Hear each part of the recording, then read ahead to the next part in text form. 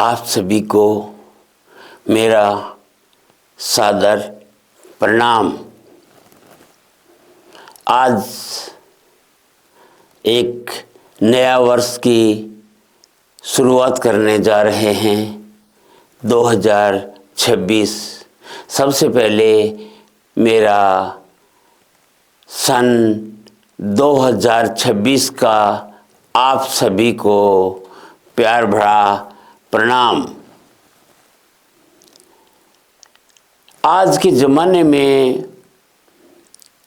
लोग ये मनाते हैं नव वर्ष।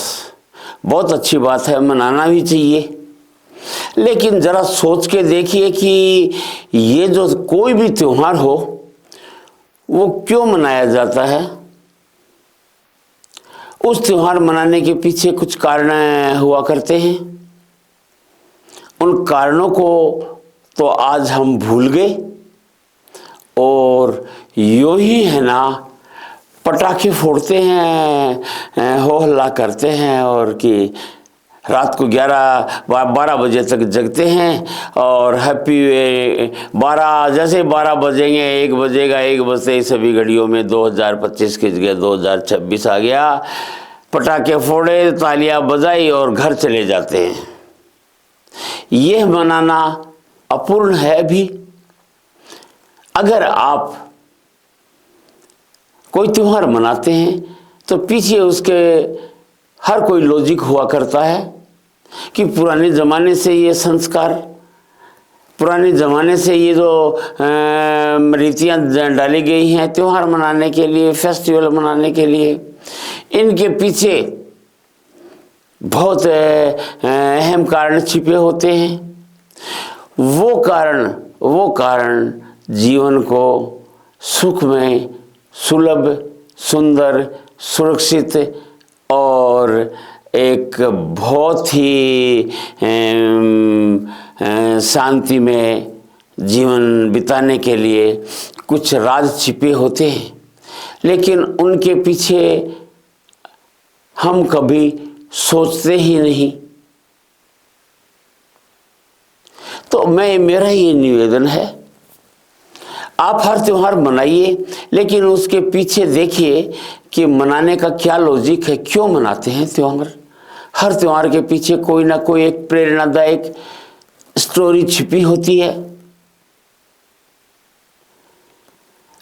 उसके अलावा भी बहुत सारे लोगों की तरह तरह के विचार होते हैं कि इस त्यौहार के ऐसे मनाते हैं, ऐसे मनाते हैं। सभी का एक ही सार निकल के आता है कि जीवन को सार्थक, सुखमयी, समृद्धिशाली और संपन्न बनाना है। अगर आप सपोज करो कि आपने जन्म लिया 2001 में और अब 2026 में एंट्री होने जा रहे हैं, यानी कि 25 साल कंप्लीट करके 26वें साल में जा रहे हो, तो आपने इन 26 साल में हर साल न्यू ईयर आया, क्या कुछ नया किया? जहां तक मैं समझता हूं आपका उत्तर यही होगा कि कुछ नहीं किया। अरे ये 2026 जो आया है, इसमें मैं आपको कुछ जीवन को सुधारने के कुछ टिप्स बताऊंगा। मनाओ, आप एडॉप्ट करो, आपकी मर्जी, नहीं करो आपकी मर्जी। पहले के लोगों के जीवन सफल कैसे होते थे कि वो बूढ़ा बुजुर्ग की बात मानते थे, और बूढ़ा बुजुर्ग की बात इसलिए मानते थे कि बुजुर्ग लोगों के पास ज्ञान का भंडार होता है जो वो बहुत पीढ़ियों से वो संचित करते आ रहे हैं। आज चलो कुछ नहीं, और तो बातें होती रहेंगी, लेकिन एक छोटी सी चीज़ के विषय में अपन चर्चा करेंगे जो हमको जीवन में देता भी बहुत कुछ है, लेकिन वो लेने में भी पीछे नहीं है। देता है कुछ % और हमारा अधिकांश कीमती समय, एनर्जी, पैसा सब कुछ खींच के ले जाता है। वो आप ज़रा सोच के देखिए। उस इंस्ट्रूमेंट का मैं आपको नाम बताऊं तो वो एक इंस्ट्रूमेंट है मोबाइल।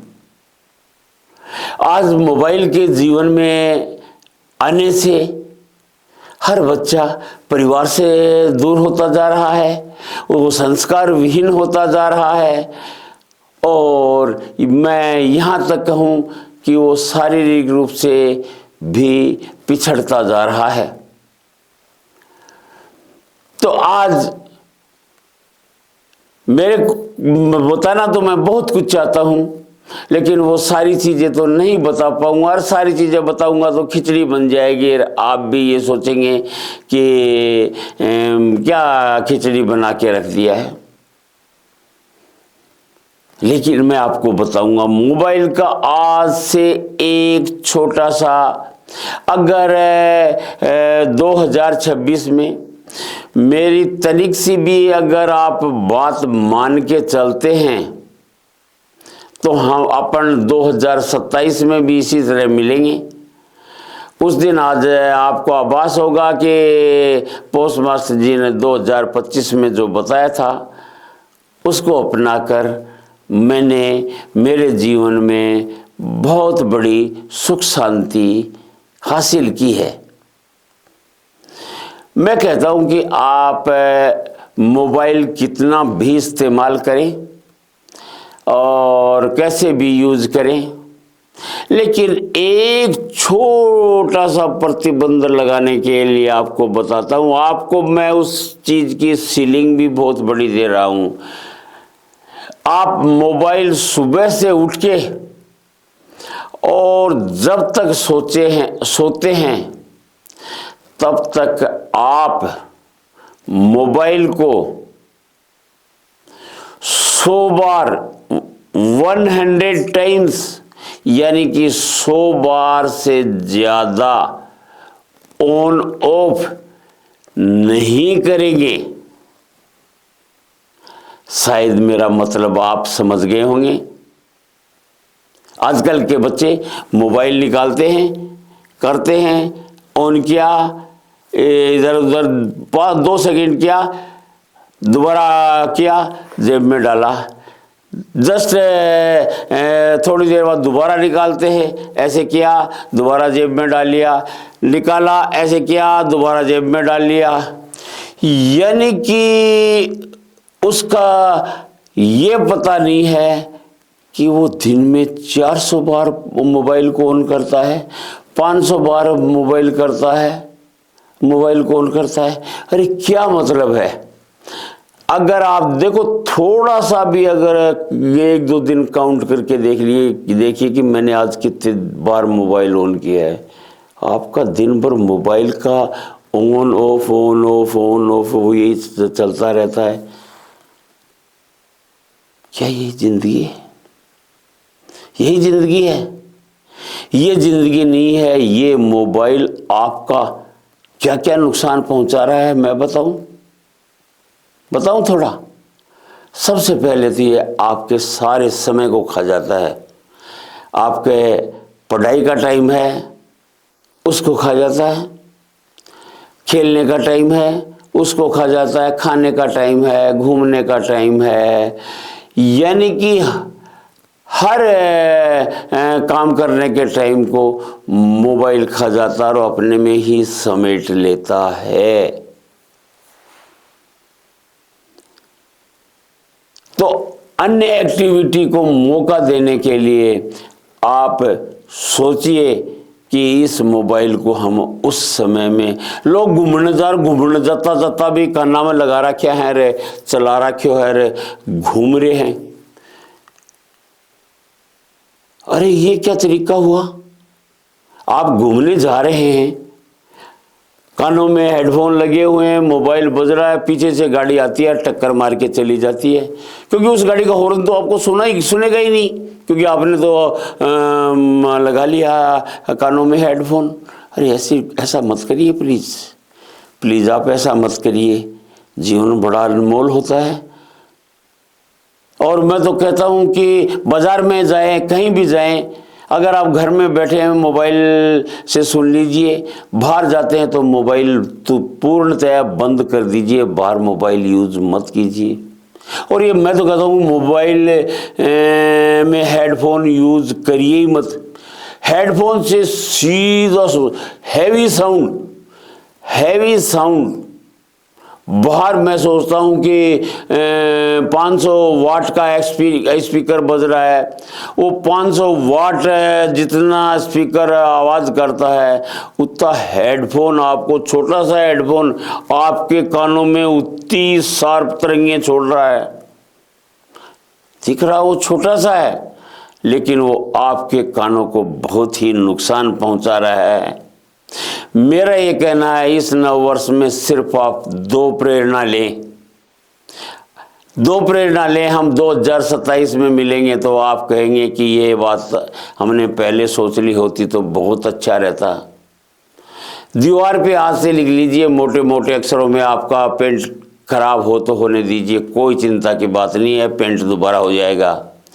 कि मैं एक दिन में 100 बार से ज़्यादा मोबाइल ऑन ऑफ नहीं करूँगा। नंबर दो मैं बाहर कहीं भी जाऊँगा हेडफोन लगा के, मोबाइल चालू करके कहीं पर भी नहीं जाऊँगा।